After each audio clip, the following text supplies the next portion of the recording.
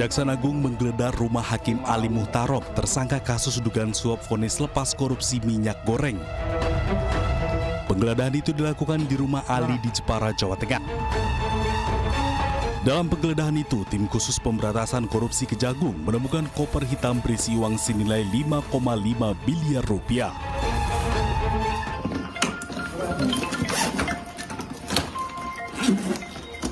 Halo, siapa? Sudah, bisa video call?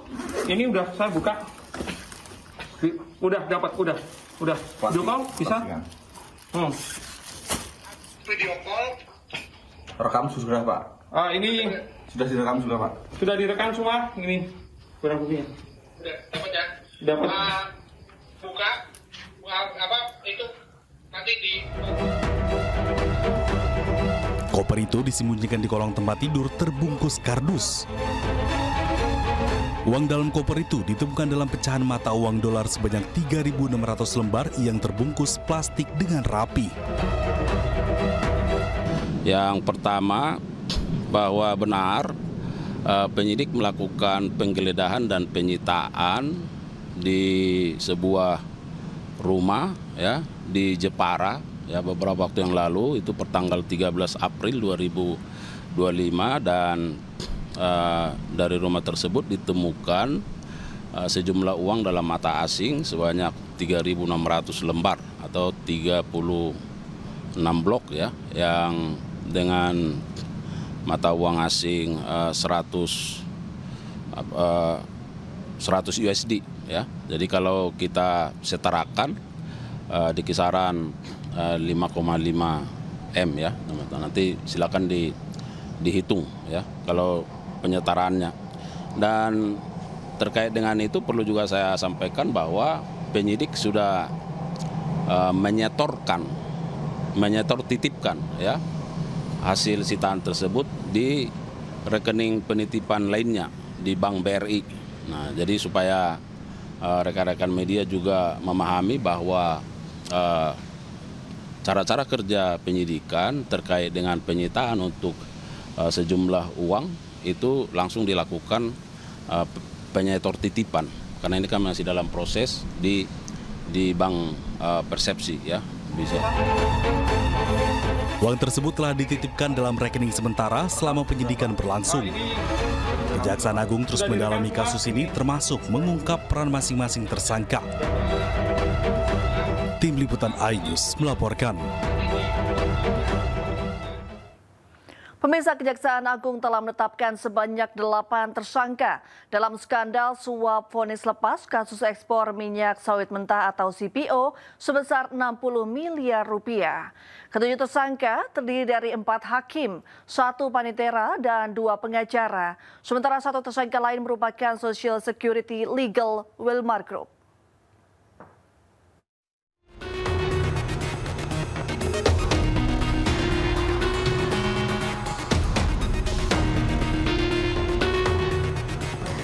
Kejaksaan Agung telah menetapkan 8 tersangka dalam kasus dugaan jual beli putusan dalam perkara korupsi bahan baku minyak goreng. 3 diantaranya merupakan hakim dan 1 ketua pengadilan negeri Jakarta Selatan. Kejaksaan Agung mengungkap Ketua Pengadilan Negeri Jakarta Selatan memberikan uang suap kepada 3 hakim sebanyak 22,5 miliar rupiah. Ketiganya adalah Jum Yamto selaku Hakim Ketua, Agam Syarif Baharudin, dan Ali Muhtarom selaku Hakim Anggota.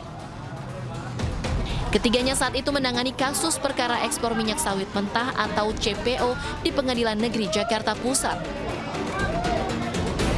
Sementara uang tersebut diberikan 2 kali dengan nominal 4,5 miliar rupiah dan 18 miliar rupiah dengan pesan agar hakim memvonis lepas 3 terdakwa korupsi. Pemberian suap ini terkait pengurusan perkara pemberian fasilitas ekspor minyak sawit mentah atau CPO dan turunannya yang menyeret 3 korporasi besar antara Januari 2022 sampai Maret 2022 agar majelis hakim yang mengadili memberi putusan perkaranya tak terbukti dan dapat lepas dari tuntutan hukum. Selain itu, sejumlah mobil mewah disita pihak Kejagung sebagai barang bukti. Mobil mewah tersebut merupakan milik para pengacara yang diduga berperan sebagai pemberi suap dalam kasus ini. Ada pula 21 motor dan juga 7 sepeda yang ikut disita. Tak hanya itu, Kejaksaan Agung juga menyita uang miliaran rupiah dalam bentuk pecahan dolar Amerika Serikat dan dolar Singapura di rumah Ketua Pengadilan Negeri Jakarta Selatan dan 3 hakim. Tim Liputan iNews melaporkan. Pemerintah Provinsi Jakarta akan menerapkan tarif pajak bahan bakar kendaraan bermotor atau PBBKB di wilayah Jakarta. Dalam kebijakan tersebut, tarif PBBKB untuk kendaraan pribadi 5%, sedangkan untuk kendaraan umum 2%.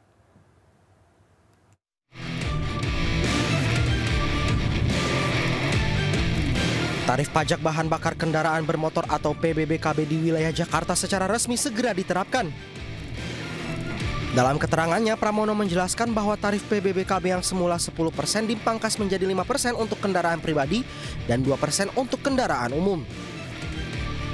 Kebijakan itu akan dituangkan dalam peraturan gubernur dan akan disosialisasikan kepada masyarakat. Sehingga dengan demikian kemarin saya sudah memutuskan untuk Jakarta kami akan memberikan relaksasi ataupun kemudahan ataupun diskon yang dulu dipungut 10% menjadi 5% untuk kendaraan pribadi dan menjadi 2,5% atau 2% nanti di lapangan diputuskan untuk kendaraan umum. Sebelumnya penetapan tarif pajak BBM diatur langsung oleh Pertamina dan berlaku selama lebih dari 1 dekade. Namun dengan adanya Undang-Undang Nomor 1 Tahun 2022 tentang hubungan keuangan antara pemerintah pusat dan pemerintah daerah, gubernur memiliki diskresi untuk menentukan tarif PBBKB di daerah. Dari Jakarta, Tim Liputan iNews melaporkan. Ya, juru bicara Gubernur Jakarta Ciko Hakim menyatakan pajak bahan bakar kendaraan bermotor tidak hanya diterapkan di Jakarta. Selain itu, jenis BBM yang terkena pajak hanyalah BBM non-subsidi. Dan berikut cuplikan perbincangan Ciko bersama Davi Pratama dalam program iNewsroom beberapa saat lalu.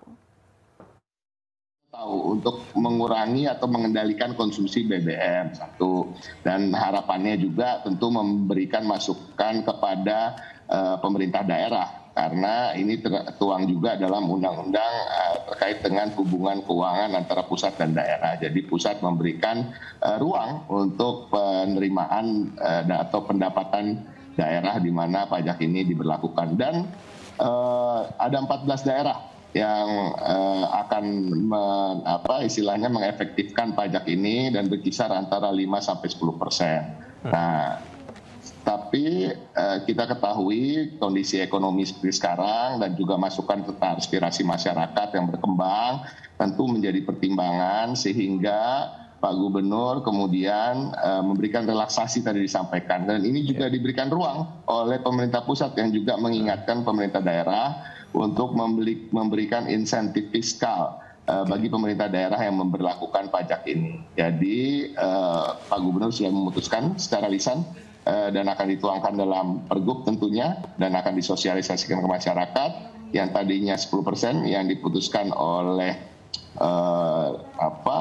Gubernur, PJ Gubernur dan DPRD sebelum Pak Pramono Anung menjabat akan diturunkan menjadi 5% bagi kendaraan pribadi dan 2% bagi kendaraan umum. Artinya itu adalah pajak ditanggung oleh pemerintah atau subsidi. Apakah jenis bahan bakar yang mana saja yang kena pajak, ataukah ada bahan bakar tertentu yang tidak kena, kemudian dibebankan kepada konsumen, kemudian dan lain-lain? Ini detailnya sudah dibahas, Bang? Yang pasti yang pajak BBM non subsidi ya, Pertamax. Oke, yang subsidi tidak ya, Bang ya?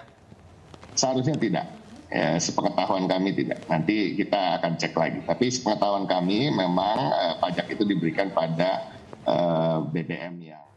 Pemirsa, Komisi 13 DPR RI mendesak Baris Krim Polri membuka kembali kasus kekerasan dan eksploitasi mantan pemain Oriental Sirkus Indonesia.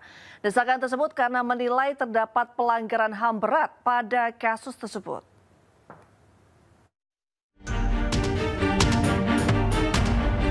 Komisi 13 DPR RI menggelar audiensi dengan Komnas HAM dan Komnas Perempuan membahas kasus dugaan kekerasan dan eksploitasi mantan pemain Oriental Sirkus Indonesia atau OCI. Pada audiensi yang dihadiri mantan pemain OCI ini, Komisi 13 menilai terdapat beberapa pelanggaran HAM berat yang dilakukan manajemen OCI berupa penyiksaan fisik hingga perdagangan manusia. Untuk itu, Komisi mendesak Baris Krim Polri untuk membuka kembali kasus dugaan kekerasan dan eksploitasi tersebut. Nah, kita Komisi 13 ingin mengawal kasus ini terkait dengan tindak kejahatannya, bahwa Mabes Polri membuka kembali kasus ini dan katakanlah menghukum pelaku kejahatan ini kalau masih ada ya. Saya tadi belum melihat fakta seperti itu. Yang kedua, kehadiran negara dalam proses pemulihan, bahwa mereka adalah rakyat Indonesia, mereka selama ini sejak dari umur bayi sudah ditelantarkan dan dieksploitasi oleh oknum-oknum OCI. Saya pikir harus ada kehadiran negara untuk proses pemulihannya. Saya pikir itu. Sebelumnya diketahui bahwa proses hukum atas kasus ini terhenti pada tahun 1999 karena kurangnya bukti. Kasus ini bisa dibuka kembali dengan menggunakan pasal tindak pidana perdagangan orang atau TPPO, mengingat sebagian besar mantan pemain OCI diduga diperjualbelikan sejak masih usia dini. Dari Jakarta, Tim Liputan iNews melaporkan. Presiden Prabowo Subianto menyindir sosok profesor yang disebut kerap mengkritisi program makan bergizi gratis. Tetap di iNews Malam.